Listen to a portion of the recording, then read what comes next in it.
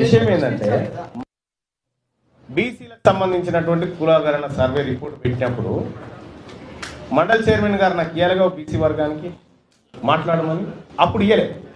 SC వర్గీకరణ వచ్చినప్పుడు నువ్వు మాట్లాడమని ఇచ్చేది. రెండోది ఏంటంటే ఏదైతే తీన్మార్ మల్లన్న కోసం ఓట్లేసి గెలిపించి కష్టపడ్డ ప్రతి ఉద్యోగి, ప్రతి నిరుద్యోగి, ప్రతి పార్టీ కార్యకర్తను ఖచ్చితంగా కడుపులో పెట్టుకొని వాళ్లకు సేవ చేయడానికే ఉన్నా ఖచ్చితంగా చేస్తూ పెడతాం.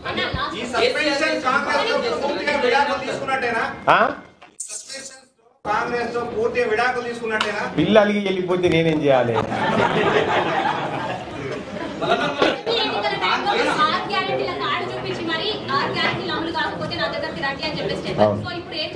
రమ్మని అంటున్నా, నా దగ్గరికి రండి, 6 గ్యారెంటీలు అమలు కాదు.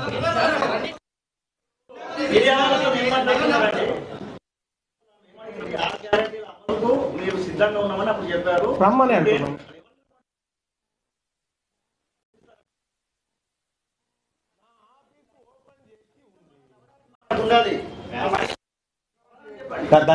ఓవరాక్షన్ అది బంద్ చేయి, బంద్ చేయి.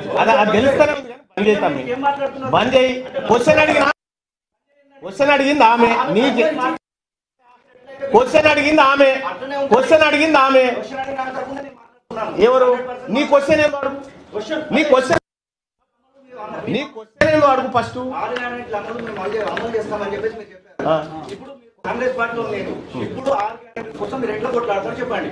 ఆమె అడిగిన క్వశ్చన్ అర్థం కాకపోతే అర్థం చేసుకో. ఆ సోదరు అడిగింది ఏంది? 6 గ్యారంటీలు అమలు చేయకపోతే నా దగ్గరికి రండి. అసెంబ్లీ ఎన్నికల టైంలో మీరు 6 గ్యారెంటీల కార్డు పట్టి మరి ఎవరైతే 6 గ్యారెంటీలు అమలు కాలేదు అవి మా దగ్గరికి రండి అని చెప్పేసి అన్నారు. అట్ ద సేమ్ టైం మీరు ఇప్పుడు కాంగ్రెస్ పార్టీలో లేరు. అదే 6 గ్యారెంటీల గురించి కొట్లాడడానికి సిద్ధంగా ఉన్న ప్రజలకు ప్రభుత్వంతో కొట్లాడతాం, హామీలు ఇచ్చిన వాళ్ళతో.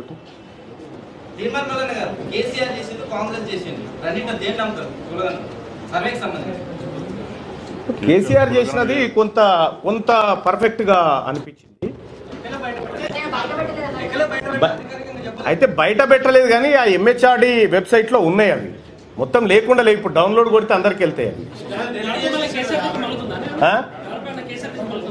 ఈ కేసీఆర్ గడప ఇంకో గడప నాకెందుకు బాయ్ సాబ్? బీసీల దిక్కు అయితే పార్టీ క్రమశిక్షణ కేవలం మల్లన్నకు మాత్రమే వర్తిస్తుందా, రాజగోపాల్కి కోమటిరెడ్డికి వర్తిస్తుందా అని చెప్పి అన్నారు. ఇదే క్వశ్చన్ పీసీసీని అడిగితే ఆయన రిప్లై ఇచ్చారు కాబట్టి కన్సిడర్ చేసి చర్యలు తీసుకోలేదు. మీరు ఒంటెత్తుకోబడుతూ రిప్లై కూడా ఇవ్వలేదు కాబట్టి చర్యలు తీసుకున్నామని చెప్పి పీసీ చెప్తున్నారు. దీనికి మీరేమన్నారు? ఇప్పుడు నా దగ్గర వీడియో ఉంది, నేను రిప్లై ఇవ్వలేదని వీడియో ఉంది, వింటావా? ఎందుకంటే కోమటిరెడ్డి వెంకటరెడ్డి గారే చెప్పిండి ఈ మాట.